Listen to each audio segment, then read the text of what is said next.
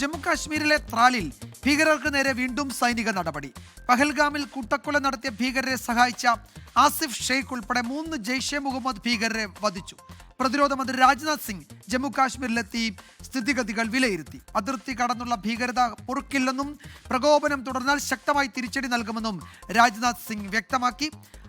TRFനെ ഭീകര സംഘടനകളുടെ പട്ടികയിൽ ഉൾപ്പെടുത്താൻ നീക്കം തുടങ്ങിയിട്ടുണ്ട്. ഐക്യരാഷ്ട്രസഭയിലേക്ക് ഇന്ത്യ പ്രതിനിധി സംഘത്തെ അയച്ചു.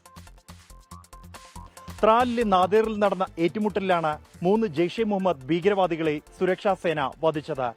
പഹൽഗാം ഭീകരാക്രമണത്തിൽ പങ്കെടുത്ത ഭീകരർക്ക് പ്രാദേശിക സഹായം നൽകിയ പ്രാദേശിക ഭീകരൻ ആസിഫ് ഷെയ്ഖ് അടക്കമുള്ള 3 പേരെയാണ് വധിച്ചത്.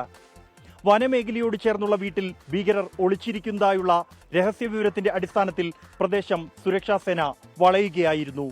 പുലർച്ചെ 4 മണി മുതൽ 8 മണിക്കൂറോളം നീണ്ട ഏറ്റുമുട്ടലിലാണ് ഭീകരരെ സുരക്ഷാ സേന ഇല്ലാതാക്കിയത്. ചൊവ്വാഴ്ച കെല്ലറിൽ നടന്ന ഏറ്റുമുട്ടലിൽ 3 ലഷ്കർ ഇ തൊയ്ബ ഭീകരവാദികളെ സുരക്ഷാ സേന വധിച്ചിരുന്നു.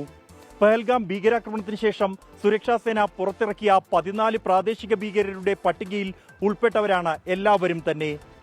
48 മണിക്കൂറിനിടെ 6 ഭീകരരെ വധിക്കാൻ കഴിഞ്ഞത് സുരക്ഷാ സേനയെ സംബന്ധിച്ചിടത്തോളം വലിയ നേട്ടമാണ്.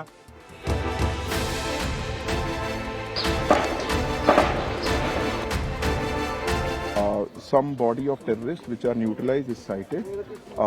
Their identity and affiliation is still to be ascertained. Operation സിന്ദൂറിന് ശേഷം ആദ്യമായി ജമ്മു കശ്മീരിലെത്തിയ പ്രതിരോധ മന്ത്രി രാജ്നാഥ് സിംഗ്, ലഫ്റ്റനന്റ് ഗവർണർ മനോജ് സിൻഹ, കരസേനാ മേധാവി ജനറൽ ഉപേന്ദ്ര ദ്വിവേദി എന്നിവരോടൊപ്പം സൈനികരെ കണ്ടു. ഓപ്പറേഷൻ സിന്ദൂർ ഭീകരതയ്ക്കെതിരായ ശക്തമായ നടപടിയായിരുന്നെന്ന് പ്രതിരോധ മന്ത്രി. ഭീകരതയ്ക്കെതിരെ ഏതറ്റം വരെയും ഇന്ത്യ പോകും. പാകിസ്ഥാന്റെ കൈവശമുള്ള ആണവായുധങ്ങൾ അന്താരാഷ്ട്ര ആണവോർജ ഏജൻസിയുടെ മേൽനോട്ടത്തിലേക്ക് മാറ്റണമെന്നും പ്രതിരോധ മന്ത്രി രാജ്നാഥ് സിംഗ് ആവശ്യപ്പെട്ടു. ऑपरेशन सिंदूर सिर्फ एक ऑपरेशन का नाम भर नहीं है, बल्कि यह एक हमारी प्रतिबद्धता है, यह हमारा एक कमिटमेंट है.